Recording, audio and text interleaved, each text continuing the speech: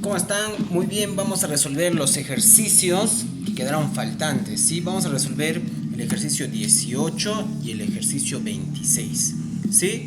Entonces, recuerda que el tema que estamos haciendo es termodinámica 2 y estos ejercicios tienen unas complicaciones porque es más que todo teoría lo que tratamos, ¿sí?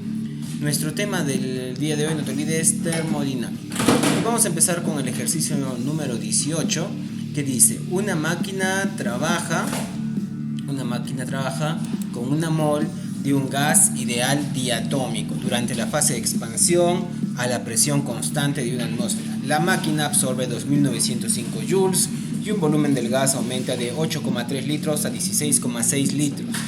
Te dicen las conversiones, una atmósfera es 10 a la 5 pascal, un metro cúbico 1000 litros, una caloría 4,18 joules. El trabajo producido en joule durante la expansión es aproximadamente, y te dan las opciones.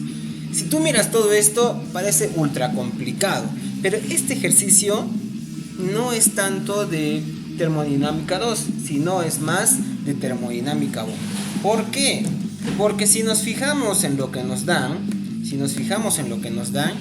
dice que hay una presión constante y nos dan dos volúmenes. Yo he intentado hacerlo con todas las fórmulas que tenemos de termodinámica 2 y no sale. Pero mira, lo vamos a tratar como un problema de termodinámica 1 y teniendo en cuenta que es un proceso isobárico, porque ahí dice que es a una presión constante, ¿no? Que está acá, mira. Ahí dice presión constante.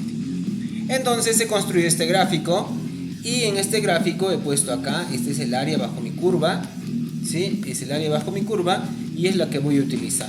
Entonces, si te fijas, nos dan una conversión de metro cúbico a litro y nos han dado en litro. Entonces, para convertir litros a metros cúbicos hay que dividir entre 1000.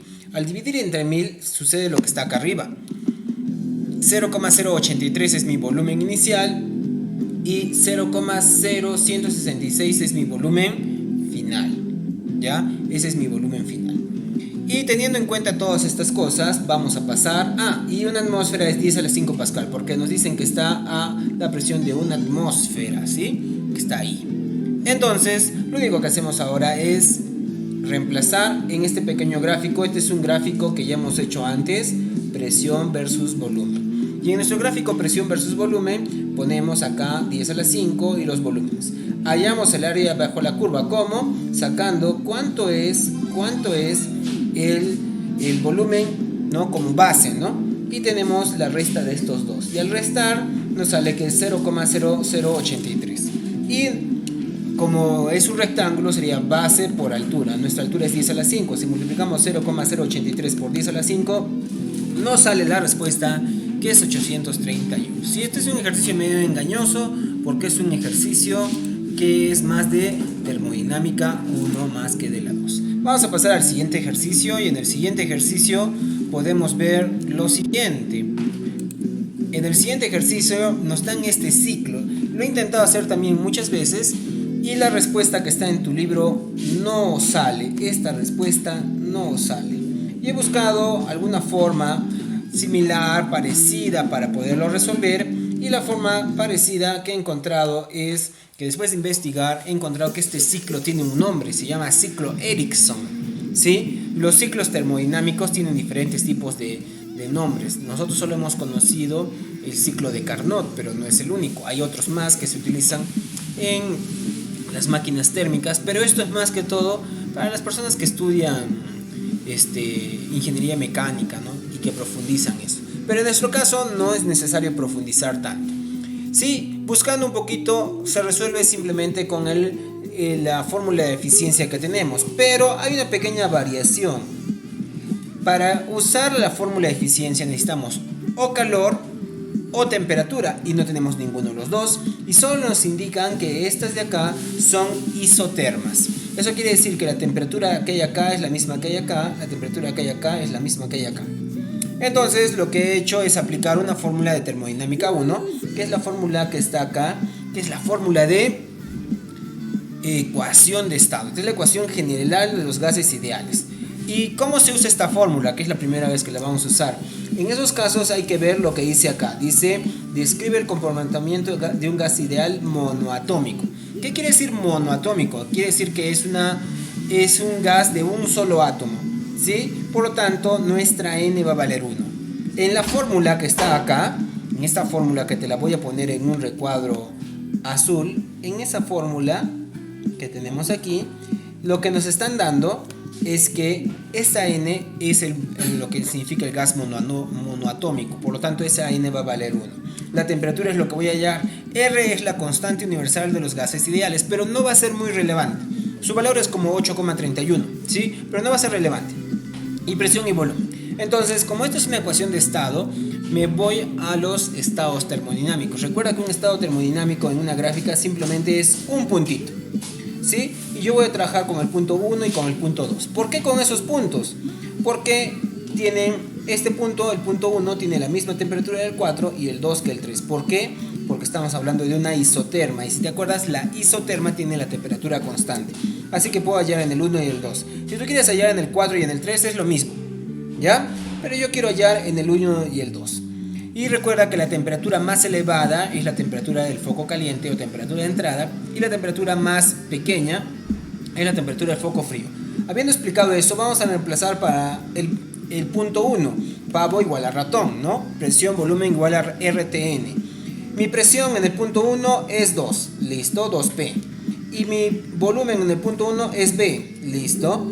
El R no importa por ahora, el T lo dejamos ahí y el N. Lo que yo voy a hallar es el T. Esta R la voy a pasar dividiendo. Y el 1, que es la N, ¿no? N, como la N vale 1, este 1 por RT sigue siendo lo mismo.